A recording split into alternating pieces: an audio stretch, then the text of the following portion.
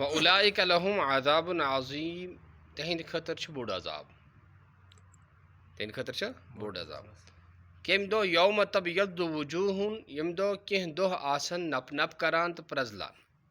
وَتَسوَدُّ وجوٗہ کینٛہہ آسن سِیاہ روٗے کمہِ دۄہ یعنی کہ قیامتٕکۍ دۄہ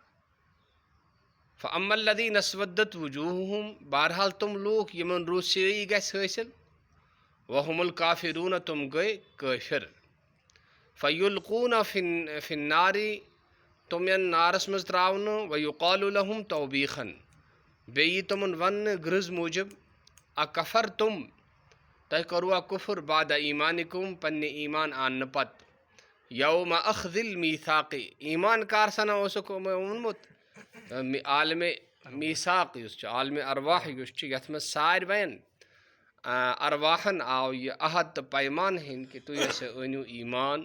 خۄداے سٕنٛدٮ۪ن پیغمبرن پٮ۪ٹھ بیٚیہِ نبی رحمت صلی اللہ تعالیٰ علیہ وسلمس پٮ۪ٹھ فذوقوا العذابہ تُہۍ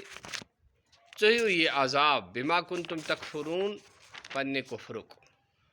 وَأَمَّا الَّذِينَ ابْيَضَّتْ وُجُوهُهُم پتہٕ روٗدۍ تِم لوٗکھ یِہنٛدِ بٕتھِ سفید تہٕ چمکان آسن وَهُمُ الْمُؤْمِنُون تِم گٔے ایٖمان وٲلۍ ففی رحمتِ اللہ تِم آسن خۄداے سٕنٛدِس رحمتس منٛز اے جنتہِ یعنی تٔمۍ سٕنٛدِس جنتس منٛز ہُم فیٖہا خالدوٗن تِم روزن تتھ منٛز ہمیشہِ تِلکا ہادِہِل الآیاتُ یِم حظ چھِ آیات نتلوٗہا علیکا یا محمدُ یِم أسۍ تِلاوت چھِ کران تۄہہِ برٛونٛٹھ کِنۍ یا محمد صلی اللہ علیہ وسلم بالحق پزِ سان وَمَا اللہُ یُریٖدُ ظُلمًا لِلعالمیٖن بیٚیہِ چھُنہٕ اللہ تعالیٰ ظُلم کرن وول عالمیٖنن بِأَن یأخُذَہُم بِغَیرِ جُرمٍ ییٚلہِ بغٲر کُنہِ جُرمہٕ بغٲر کُنہِ گۄناہ کرِ تِمن پکڑ خۄداے چھُنہٕ تیُتھ کینٛہہ تہِ اللہ تعالیٰ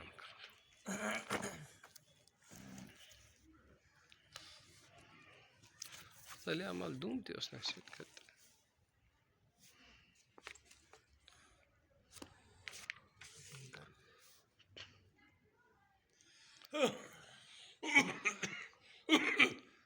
وَإِنَّ اللَّهَ هُوَ الْعَلِيُّ الْكَبِيرُ اور بے شک اللہ جل شانہ عالی شان اور بڑائی والا ہے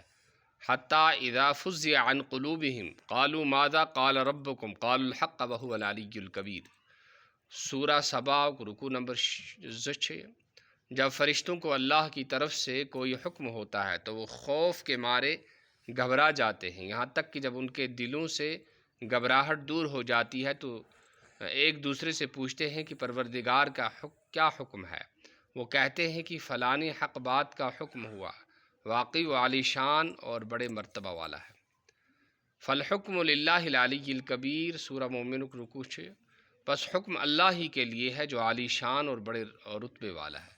وَلَهُ الْكِبْرِيَاءُ فِي السَّمَاوَاتِ وَالْأَرْضِ وَهُوَ الْعَزِيزُ الْحَكِيمُ اور اسی پاک ذات کے لیے بڑائی ہے آسمانوں اور زمین میں اور وہی زبردست حکمت والا ہے